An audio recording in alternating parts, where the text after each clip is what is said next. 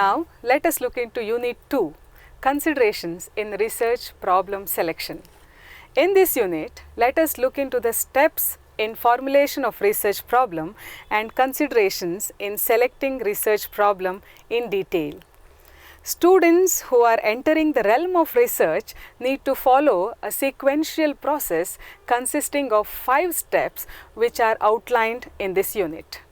The 5 steps will fine-tune the thought process essential for a well-conceived study free of unanticipated difficulties in the later stages of research. In addition, this unit identifies the considerations that should be kept in view while finalizing the study problem and the specific aspects proposed to be investigated. First, let us look into steps in formulation of research problem. In the field of mass communication, research problems are generally rest in 5 broad areas, namely the source of communication, the messages, the media and the audience and the effects. The 5 broad areas of communication encompasses several sub-areas. Each sub-area would provide ways for several researchable problems. Any area or topic including vague ideas can be concretized into a meaningful research problem from practical and theoretical perspectives by following a sequence of 5 steps.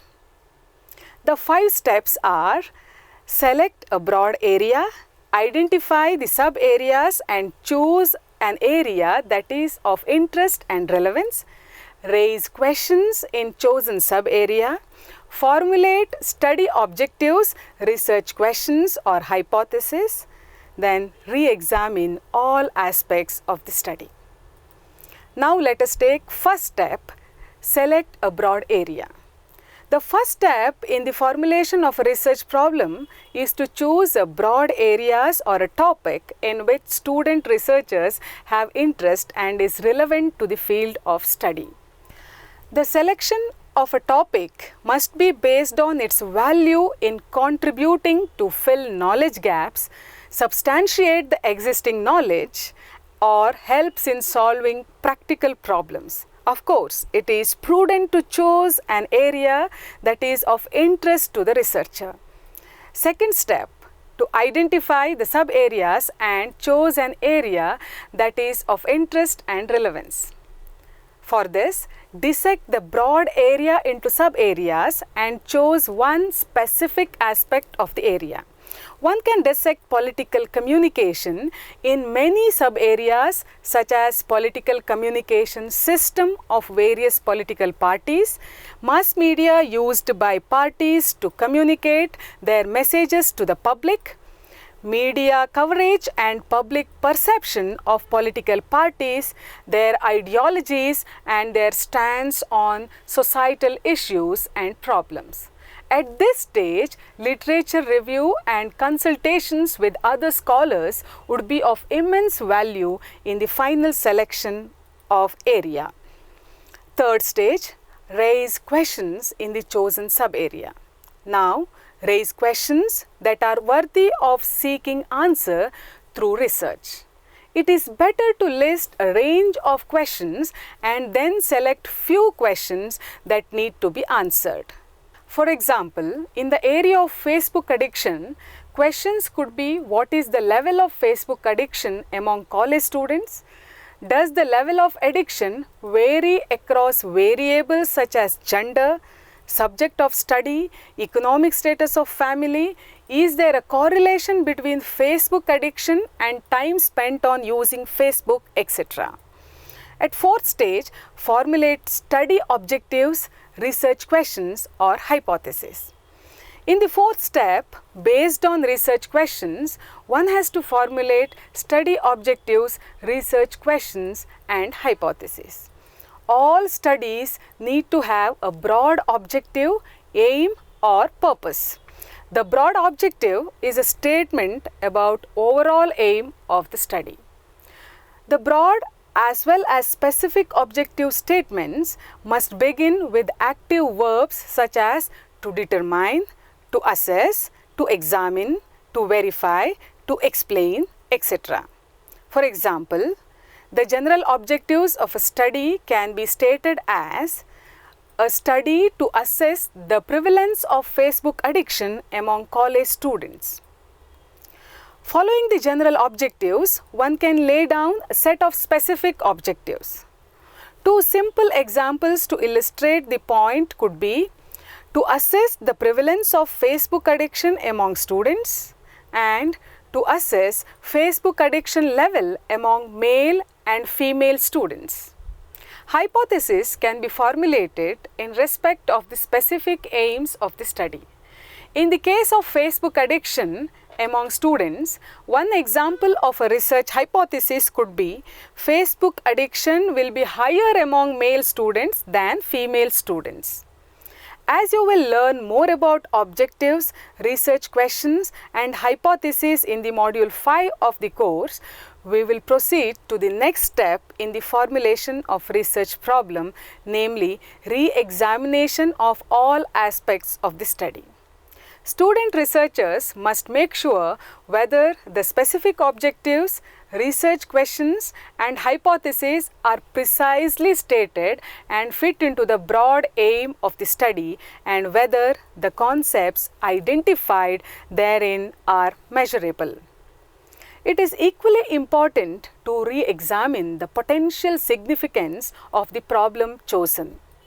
These 5 sequential steps will lead to problem statement, which generally forms the title of research paper and thesis. Let us see considerations in selecting a research problem.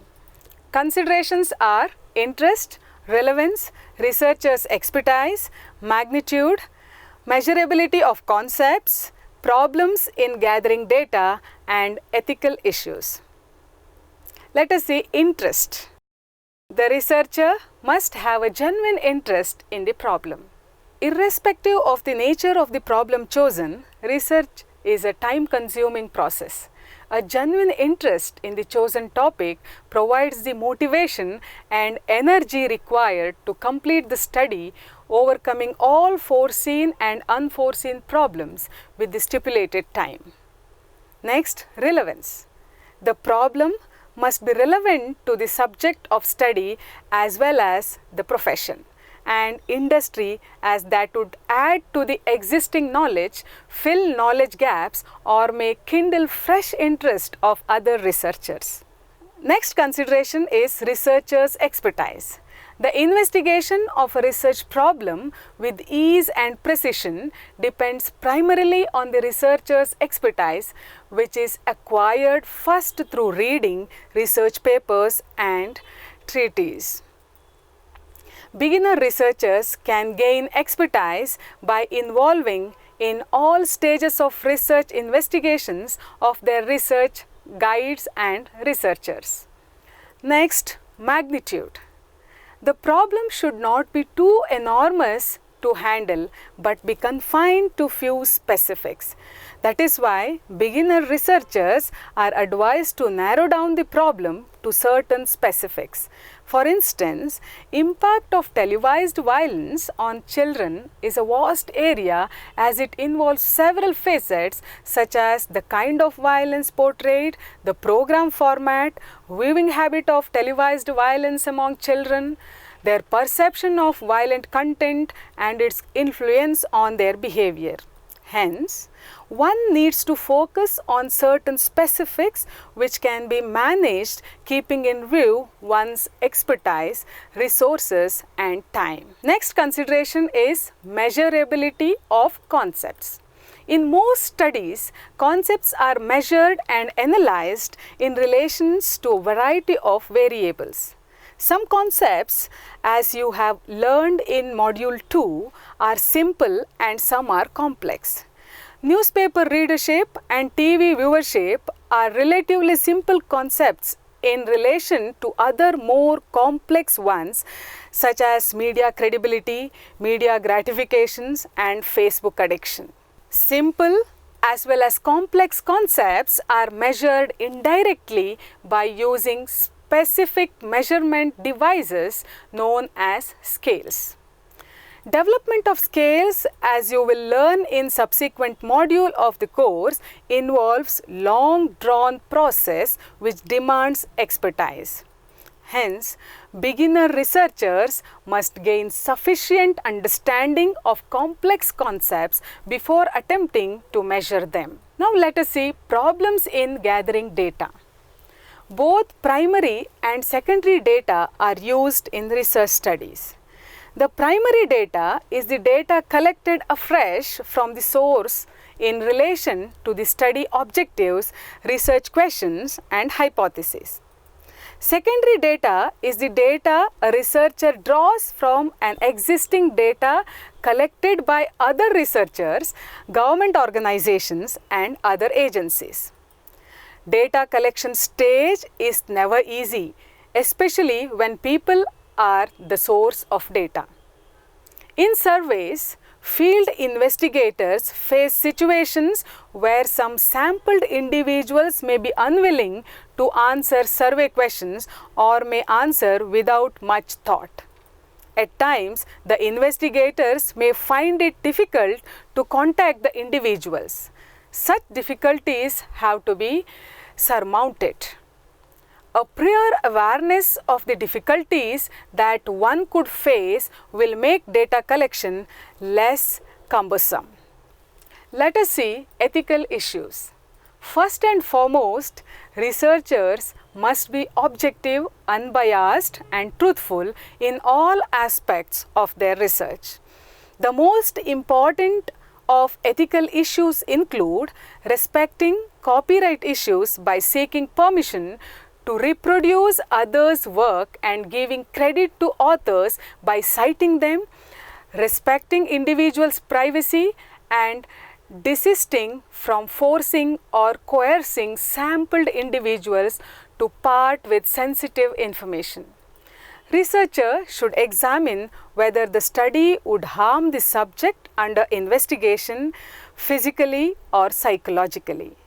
Besides the 7 considerations, researchers should consider the time and the cost factors while finalizing the research problem. In many cases, the cost alone determines the feasibility. It is important to work out the cost factors in the beginning itself.